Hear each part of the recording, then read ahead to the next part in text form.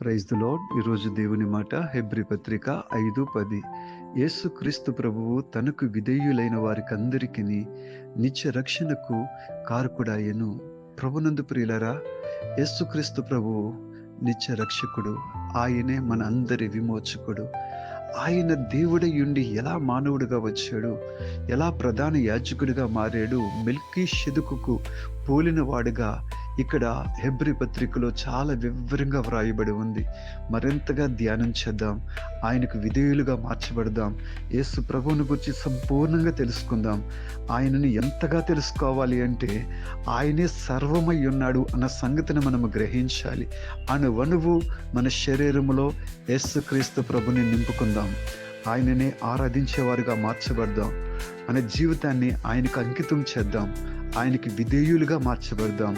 అప్పుడే సంపూర్ణ రక్షణలో కొనసాగుతాం. God bless.